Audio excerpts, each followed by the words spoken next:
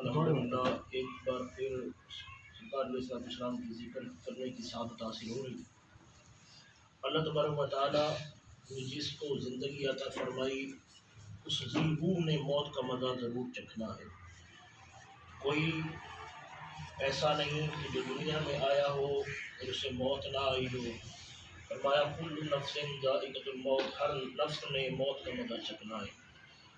اور موت ایک ایسی تلخی ہے کہ جس کے بارے میں حضور علیہ السلام نے فرمایا اگر کوئی مردہ زندہ ہو کر آ کر تمہیں بتا دے کہ اس پر کون سی کیفیت طاری ہوئی، مصیبت طاری ہوئی، تو تم کھانا پینا چھوڑ دو، سونا بولنا چھوڑ دو، ہر وقت گڑ گڑاتے رہو، رب کی بارگاہ میں روتے رہو اور سجدہ ریز ہو کر اس سے معافی کے خواستگار بنے رہو۔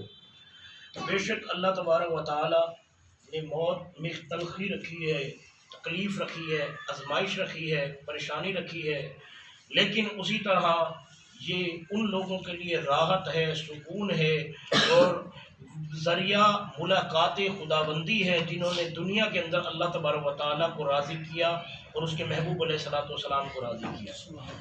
نبی کریم علیہ السلام کی حدیث مبارکہ مسند امام احمد میں، مسند امام اعظم میں یہ موجود ہے کہ نبی کریم علیہ السلام کی بارگاہ میں صحابہ رسول حاضر ہوئے۔ حضرت عبداللہ بن مسعود رضی اللہ تعالیٰ عنہ حدیث کے راوی ہیں، عرض کرنے لگے یا رسول اللہ صلی اللہ علیہ وسلم، کیا جہنم میں کوئی ایسا بھی ہوگا جو کلمہ گو ہو، توحید و رسالت کا اقرار کرتا ہو اور وہ کوئی جہنم میں بچ جائے؟ کوئی ایک ایسا مسلمان بھی رہ جائے گا جہنم میں؟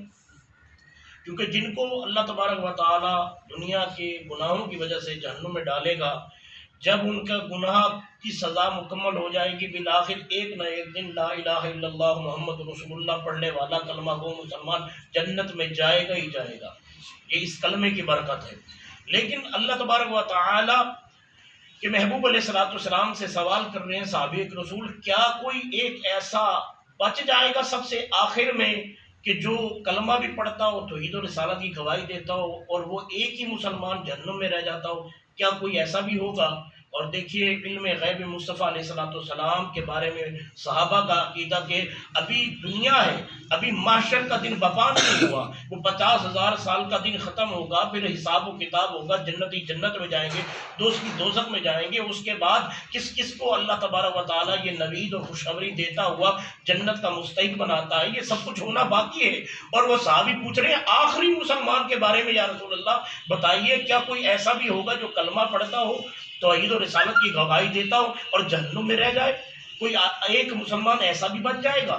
اللہ کے محبوب علیہ السلام فرماتے ہیں ہاں ایک ایسا بھی ہوگا جو سب سے آخر میں جہنم میں جل رہا ہوگا، اور اس کی کیفیت یہ ہوگی، حضور علیہ السلام فرماتے ہیں ایک روز اللہ تبارک و تعالیٰ کی بارگاہ میں عرش الہی کے سائے میں جبریل امین حاضر ہوں گے اور سجدے میں پڑ جائیں گے اور روئیں گے، گڑ گڑائیں گے۔ اللہ تبارک و تعالیٰ ان کی یہ کیفیت دیکھ کر ارشاد فرمائے گا، بار الہ ارشاد فرمائے گا اے جبرائیل تجھے کیا ہوا، تجھے کس چیز نے پریشان کیا؟ وہ عرض کریں گے بار الہ میں جہنم کی طرف سے آ رہا ہوں اور وہاں سے ایک شخص 1000 سال سے پکار رہا ہے یا حنان یا منان، مولا تیرا نام لے رہا ہے لیکن جہنم کی آگ میں جل رہا ہے، اور وہ بار بار کہتا ہے یا حنان یا منان یا حنان یا منان، اور مولا وہ آواز بھی کہاں سے دے رہا ہے؟ جہنم میں سے۔ اللہ تبارک و تعالیٰ ارشاد فرمائے گا جبرائیل اس کو لے آؤ میرے پاس، جو جہنم میں 1000 سال سے عذاب پانے کے باوجود، جل کے جھلس جانے کے باوجود میرا نام لے رہا ہے، مجھے پکار رہا ہے یا حنان و یا منان کہہ رہا ہے، اس کو لے آؤ۔ جبریل امین تشریف لے کے جائیں گے اور وہ فرشتہ جس کو مالک کہتے ہیں، مالک یعنی جہنم کا جو دروغہ ہے، جہنم کا دروغہ کا نام ہے مالک، جبریل امین مالک کو کہیں گے کہ اللہ فرماتا ہے اس بندے کو میرے پاس پیش کرو جو 1000 سال سے جہنم میں عذاب بھی کیفیت میں مبتلا بھی ہے لیکن میرا نام پکارا ہے یا حنان و یا منان کہہ رہا ہے۔ اللہ تبارک و تعالیٰ کے حکم پر وہ مالک جائے گا، جہنم کے اندر سے گھومتا ہوا واپس آئے گا، آ کر کہے گا جبریل وہاں پر جل جل کر جہنم کی آگ سرخ سے سیاہ ہو چکی ہے، وہاں لوہے بھی جل رہے ہیں، پتھر بھی جل رہے ہیں، انسان بھی جل رہے ہیں۔ جبریل امین مجھے وہ شخص نہیں مل پایا کہ جو جل رہا ہے جہنم کی آگ میں اور وہ نہ جانے کس جگہ پر ہے، میں سب دیکھ کر آیا ہوں، مجھے وہ شخص ملا نہیں۔ جبریل امین دوبارہ اللہ کی بارگاہ میں آ کر حاضر ہوں گے، سجدہ ریز ہوں گے۔ اللہ تبارک و تعالیٰ دوبارہ استفسار فرمائے گا کیا ماجرا ہے؟ وہ عرض کریں گے بار الہ وہ بندہ تو ملا ہی نہیں مالک کو، دروغہ جنت کو. اور حدیث پاک میں الفاظ آتے ہیں کہ دروغہ جنت یعنی مالک جنت کو اس طرح اور جہنمیوں کو اس طرح جانتا ہے، واقف ہے. فرمایا کہ جس طرح ماں اپنے بیٹے کو جانتی ہے، اس کو سب پتا ہے کون کہاں کہاں کس کس عذاب میں مبتلا ہے. لیکن یہ عجب کیفیت ہے جو اس کو وہ شخص ہی نہیں مل پاتا جو یا حنان و یا منان بھی پکارا ہے اور عذاب الہی میں بھی بسر کر رہا ہے. 1000 سال سے اس پر نازل ہو رہا ہے عذاب الہی. اللہ اکبر کبیرہ. اب جبریل امین جب سجدہ ریز ہوتے ہیں، اللہ فرماتا ہے کیا ہوا؟ وہ عرض کریں گے بار الہ اس مالک کو بھی وہ شخص ملا نہیں. اللہ تبارک و تعالیٰ جو ہر چیز سے علم باخبر ہے اور علیم بذات الصدور ہے، یعنی قلب کے اندر جو ارادہ کیفیت یا کوئی جذبہ اور کوئی ایسی بات آ جائے جو دل کا ارادہ ہو، دل میں بات آ جائے، اللہ تو اس سے بھی واقف ہے. اللہ تبارک و تعالیٰ ارشاد فرمائے گا مالک کو کہو فلاں گڑھے کے اندر کنواں ہے، اس کے نیچے بھی گڑھا ہے، اس کے اندر وہ لپٹا ہوا ہے اور کپڑوں کے اندر عذاب جہنم میں لپٹا ہوا ہے. یہاں تک تو اس کے جسم کے اوپر اللہ نے چوہے اور دیگر جو مصائب تھے وہ بچھو وغیرہ ڈالے ہوئے ہیں. اس کے بازو اس کے سر کے ساتھ باندھ کے رکھے ہوئے ہیں. اس کو اس کالی گھاٹی کے اندر جہنم کے آخری دلدل میں ڈالا ہوا ہے، وہاں سے نکال کے لاؤ. اللہ کے حکم پر وہ مالک جائے گا اور اس کو باہر لے کر آئے گا. جبریل امین اس کی پیشانی پر دست مبارکہ رکھیں گے اور اس کا بازو پکڑ کے اس کو لے کے جائیں گے. آب کوثر کے اندر اسے غوطہ دیا جائے گا اور وہ جسم جو جلس چکا تھا، جل چکا تھا، وہ جو کیفیات تھیں، وہ جو عذاب طاری ہوا تھا، وہ ہٹ جائے گا اور جسم بالکل صحیح و سلامت آ جائے گا. اور بتایا جائے گا تجھے رب نے بلایا ہے، تجھے اللہ نے بلایا ہے، جس کا تو نام 1000 سال سے لے رہا ہے، یا حنان و یا منان. اور یہ تو جہنم کی اس تکلیف کے اندر بھی اس کو نہ بھولا. پھر اللہ تبارک و تعالیٰ کی بارگاہ میں پیش کیا جائے گا. اللہ تبارک و تعالیٰ ارشاد فرمائے گا اے میرے بندے 1000 سال سے تو جہنم کی گہرائی میں اور عذاب کے اندر مبتلا تھا، یہ بتا یہ مقام کیسا ہے اور وہ مقام کیسا ہے. اور عرض کرے گا بار الہ نہ وہاں سونے کی کیفیت، نہ کھانے پینے کی کیفیت، عذاب ہی عذاب. جسم جھلس گیا، جل جاتا تھا، راکھ ہو جاتا تھا، پھر جسم پیدا کر دیا جاتا، پھر عذاب ہوتا تھا. یہی کیفیت عذاب کی طاری ہوتی تھی. اور جانوروں نے اور بچھوؤں نے اور چوہوں نے میرے جسم کو کھا کھا کے کتر دیا. اور وہ عذاب الہی جو مجھ پر نازل ہو رہے تھے ان میں بڑی تکلیف کے عالم میں تھا. لیکن مولا میرا دل کہتا تھا کہ کسی دن تو مجھ پر رحم ضرور فرمائے گا کہ تو رحمان بھی ہے اور رحیم بھی ہے، غفار بھی ہے، ستار بھی ہے، حنان بھی ہے اور منان بھی ہے. اللہ تبارک و تعالیٰ ارشاد فرمائے گا ٹھیک ہے اس کو واپس لے جاؤ، جس مقام پر تھا اسے ڈال دیا جائے. وہ عرض کرے گا بار الہ تو نے قرآن میں فرمایا کہ میں مومن کے ساتھ ویسا پیش آتا ہوں جیسا وہ میرے بارے میں گمان کرتا ہے. کہا مالک جب مجھے پیغام ملا کہ تو نے مجھے طلب کیا ہے، مجھ گناہگار سیاہکار کو طلب کیا ہے، میری دل میں خیال آیا کہ رب کی رحمت کو جوش آ گیا، اب مجھے اس جہنم کے عذاب سے خلاصی مل جائے گی اور جنت میں مقام مل جائے گا. تو جب یہ بات اس نے عرض کی تو اللہ تبارک و تعالیٰ کی رحمت کو جوش آیا. اللہ نے فرمایا جبریل امین تو بھی سن لے اور تمام ملائکہ تم بھی گواہ ہو جاؤ، میں نے اس بندے کو بخش دیا، رحم فرما دیا اور اس کو معاف فرما دیا. دوسری حدیث مبارکہ اسی طرح کی کیفیت میں جب بندہ آئے گا مبتلا عذاب ہوگا، پھر وہ اللہ تعالیٰ کی بارگاہ میں عرض کرے گا بار الہ مجھے معافی دے دے. اللہ معاف فرما دے گا اور پھر اللہ تعالیٰ فرمائے گا اسے جنت میں ڈال دو. اب وہ جب جنت میں داخل ہوگا اسے محل دیا جائے گا، باغ دیا جائے گا. اب اس کی نگاہ پڑے گی اگلے باغ پر، اگلے محل کے اوپر. وہ ادھر دیکھے گا، کہے گا بار الہ اور کچھ نہیں مانگتا، وہ والا محل اور وہ والا باغ دے دے، اور کچھ نہیں مانگتا. اللہ تعالیٰ فرمائے گا وہ بھی دے دو. اور اس کے بعد پھر تیسرے محل پر باغ کی بات کرے گا، وہ اگلا والا دے دے بار الہ اور کچھ تقاضا نہیں ہے، وہ والا دے دے. اللہ تبارک و تعالیٰ اس کی یہ بات سن کر اور کیفیت دیکھ کر اللہ تبارک و تعالیٰ اپنے شیان شان مسکرایا.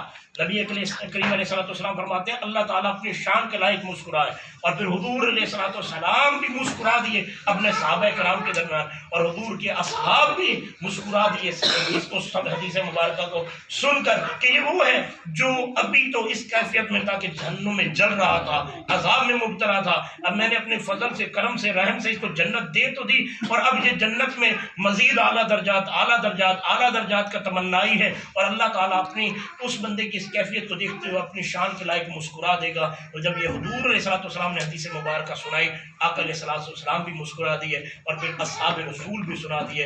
اور اساتذہ فرماتے ہیں جو یہ حدیث سنے، جب حدیث سن لے تو وہ بھی مسکرا دے، یہ سنت ہے. ایک روز حضرت شیخ سمدانی قطب ربانی شہباز لامکانی الشیخ عبد القادر جیلانی رضی اللہ تعالیٰ عنہ آپ بغداد کی گلی میں گزر رہے ہیں، ایک بوڑھا ایک شراب کے نشے میں دودھ نالی میں پڑا، وہ شیخ عبد القادر جیلانی کو اپنے مریدین کے ساتھ آتا دیکھ کر کہنے لگا، اے عبد القادر کیا اللہ قادر ہے؟ آپ نے فرمایا نعم اللہ قادر ہے۔ اس نے دوسری دفعہ کہا، اے عبد القادر کیا اللہ قادر ہے؟ آپ نے فرمایا ہاں اللہ قادر ہے۔ اس نے تیسری مرتبہ کہا، اے عبد القادر کیا اللہ قادر ہے؟ آپ نے فرمایا ہاں اللہ قادر ہے۔ یہ کہنا تھا، بے ہوش ہو کے غش کھا کر شیخ عبد القادر جیلانی وہیں گر گئے۔ جب ہوش آیا آپ نے ارشاد فرمایا اس کو لے جاؤ، نہلاؤ دھلاؤ اور اس کو کھانا کھلاؤ اور اس کو میرے حجرے میں لے کر آؤ۔ انہوں نے پوچھا حضور کوئی ایسی بات تو نہیں ہے، ماجرا کیا ہوا؟ جب اس نے پوچھا کیا اللہ قادر ہے؟ آپ نے فرمایا ہاں قادر ہے۔ دوسری دفعہ پوچھا، تیسری دفعہ پوچھا، اور پھر یہ کیفیت آپ کے اوپر طاری ہوئی کہ آپ بے ہوش ہو کر گئے، ماجرا کیا ہے؟ آپ نے فرمایا جب اس نے پہلی دفعہ کہا کہ کیا اللہ قادر ہے تو اس کا پوچھنے کا مقصد یہ تھا کہ عبد القادر جیلانی میں بڑھاپے میں آ گیا ہوں، میں گناہوں کے دلدل میں ڈوب چکا ہوں، کیا اللہ مجھے بخشنے پر، معاف کرنے پر، اس کیفیت میں قبول کرنے پر قادر ہے؟ میں نے کہا ہاں اللہ تجھے اس کیفیت میں معاف کرنے پر اور تجھے قبول کرنے پر قادر ہے۔ دوسری چیز اس نے کہا کیا عبد القادر جیلانی اللہ اس بات پر بھی قادر ہے کہ جو مقام اللہ نے آپ کو دیا ہے، جو قرب اللہ نے آپ کو دیا ہے، کیا مجھے بھی عطا فرما دے؟ تو میں نے اسے کہا ہاں اللہ اس بات پر بھی قادر ہے کہ تجھے اتنا قرب اور اتنی قرابت اور اتنا مقام عطا فرما دے کہ جو مجھے عطا فرمایا۔ تیسری مرتبہ جب اس نے کہا نا کیا اللہ قادر ہے، اس کا کہنے کا مقصد یہ تھا کیا عبد القادر جیلانی یہ بھی ہو سکتا ہے اللہ تجھے میرے مقام پر لا کھڑا کرے اور مجھے تیرے مقام پر لا کھڑا کرے؟ تو میں خوف خدا بندی میں لرز پڑا کہ یہ خدا کی بارگاہ میں توبہ طائب ہوا کہ مولا مجھے اس عذاب سے، اس کیفیت سے بچائے رکھا اور اسی نیکی پر استقامت عطا فرمانا، اور اسی ڈر میں بے ہوش ہو کر گر گیا۔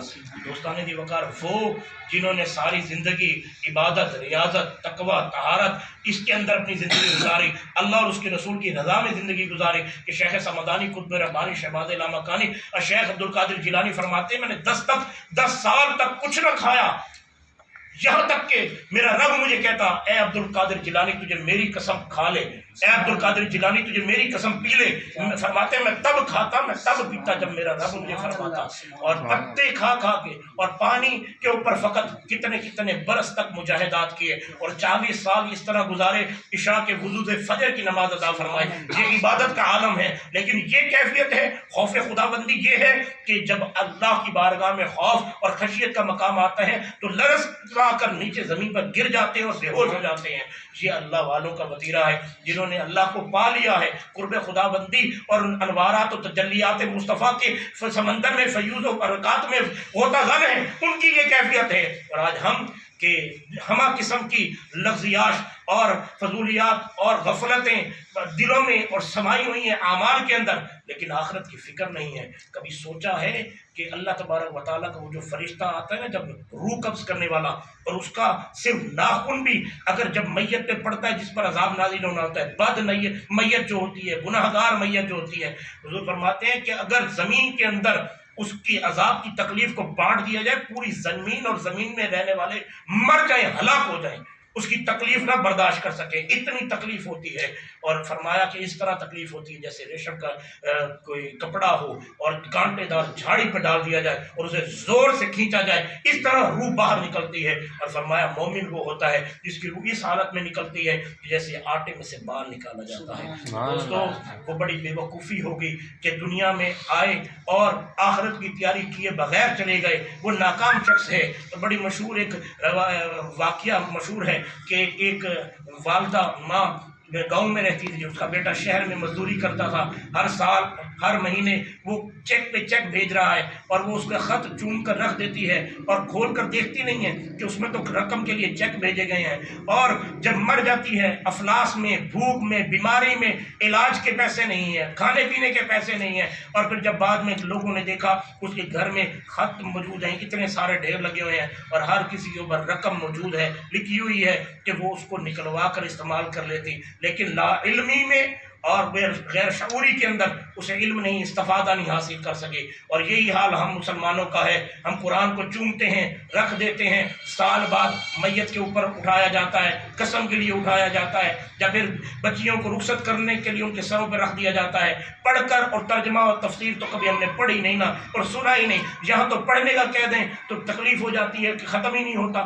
کیوں پڑھنا نہیں آتا۔ حضور علیہ الصلوۃ والسلام فرماتے ہیں کہ جو شخص فجر کی نماز ادا کرنے کے بعد 2 آیت قرآن مجید و فرقان حمید کی پڑھ لے، اللہ کے محبوب فرماتے ہیں کہ اللہ کی بارگاہ سے اس کو ایسا ثواب ملے گا کہ گویا کہ اس نے مقبول حج و عمرہ کر لیا۔ سبحان اللہ۔ کیا ہماری فجر ادا ہو رہی ہے یا قضا ہو رہی ہے؟ کیا ہماری ظہر کاروبار میں گزر رہی ہے یا سجدہ ریز ہو کر گزر رہی ہے؟ عصر مغرب عشاء کا کیا عالم ہے؟ یا تہجد اوابین یا چاش اشراق و دیگر نوافل اور توبہ، صلاۃ الاستغفار، صلاۃ تحیۃ الوضو، تحیۃ المسجد، یہ چیزیں جو سنت میں تھیں ان کی تو بات دور ہو گئی۔ ہم نے تو فرائض کو ہی انجام نہیں کیا۔ کب یہ لمحہ آئے گا؟ ہماری تو داڑیاں اب سفید ہونے کو آ گئی اور ابھی تک غفلت میں زندگی گزر رہی، تو کب یہ لمحہ آئے گا کہ انسان توبہ کر کے اللہ کی بارگاہ میں سچے دل سے سجدہ ریز ہوگا؟ اگر قرآن پڑھنا نہیں آتا تو اس سے بڑی بدبختی اور کوئی نہیں۔ اور فرماتے ہیں علماء کرام مشائخ اذان، جو شخص قرآن پڑھتا ہے اس کے چہرے پر اللہ نور عطا فرما دیتا ہے، اور وہ ایسا نور ہوتا ہے قرآن کی برکت سے کہ موت کے لمحے میں بھی آسانی اور راحت اور سکون ہوگا، قبر میں بھی نور علی نور ہوگا، حشر کے دن بھی اس کا چہرہ نور ہوگا۔ اس لیے یارو قرآن کی عادت بناؤ، صاحب قرآن پر درود پڑھنے کی عادت بناؤ، ہر لمحے اٹھتے بیٹھتے سوتے جاگتے حضور پر درود پڑھیں، کم از کم 1 سپارہ روزانہ قرآن کا پڑھا کریں، اور اس کو ترجمہ تفسیر سے بھی پڑھا کریں، تاکہ آپ کو پتہ چلے اللہ فرما کیا رہا ہے۔ یہ نہ ہو کہ چوم کر رکھ دیا اسی ماں کی طرح، خط جمع ہوتے جا رہے ہیں، اور آخرت میں جب اللہ تبارک و تعالیٰ نے اس بندے کو جس کو معاف فرمایا نا، یا حنان و یا منان، اس سے سوال کیا، یہ بتا کیا تیرے پاس ڈرانے والے نہیں آئے؟ کیا اللہ کے نبی و رسول نہیں آئے؟ انہوں نے تجھے نیکی کی دعوت نہیں دی، برائی سے ڈرایا نہیں؟ وہ کہے گا باری الہ، یا وہ آئے تھے لیکن میں غفلت کی چادر اوڑھ کے سویا رہا۔ اللہ تبارک و تعالیٰ کی بارگاہ میں دعا ہے، اللہ ہمیں آخرت کی تیاری کرنے کی توفیق عطا فرمائے، اللہ تبارک و تعالیٰ ہمیں سے سمجھ بوجھ عطا فرمائے اور یہ توفیق عطا فرمائے ہم اس کی بارگاہ میں سجدہ ریز ہوں، اور پھر عبادت کے اوپر فخر نہ ہو، عبادت کے اوپر عاجزی ہو۔ اللہ والے تو ساری رات نوافل پڑھتے اور صبح جب فجر کی اذان آتی نا ساری رات عبادت میں گزاری، اور وہ یہ لمحہ دعا میں یہ کہتے بار الہ اس پر معافی دے دے جو ساری رات کیا ہے، یعنی ساری رات تو اللہ کی بارگاہ میں سجدہ ریز رہے ہو، ذکر و تحلیل و تسبیح و تحلیل کرتے رہے ہو، لیکن اس پر بھی وہ استغفار کرتے ہیں۔ اللہ تعالیٰ ہمیں ایسا بندہ بنا دے، ایسے اعمال کرنے والا بنا دے جیسا اس کو اور اس کے محبوب کو پسند ہے۔ ہماری آخرت اور زندگی دنیا لیل و نہار اٹھنا بیٹھنا سونا جاگنا ایسے ہو جائے جیسے سنت مصطفیٰ علیہ السلام ہے، کیونکہ جگہ جی لگانے کی دنیا نہیں ہے، یہ عبرت کی جا ہے، تماشا نہیں ہے۔ اور میٹے خاک میں اہل شاہ کیسے کیسے، زمین کھا گئی نوجوان کیسے کیسے، اسی سے سکندر فاتح بھی ہارا، پڑا رہ گیا سب یوں ہی ٹھاٹ سارا، جگہ جی لگانے کی دنیا نہیں ہے، یہ عبرت کی جا ہے، تماشا نہیں ہے۔ وما علینا الا البلاغ۔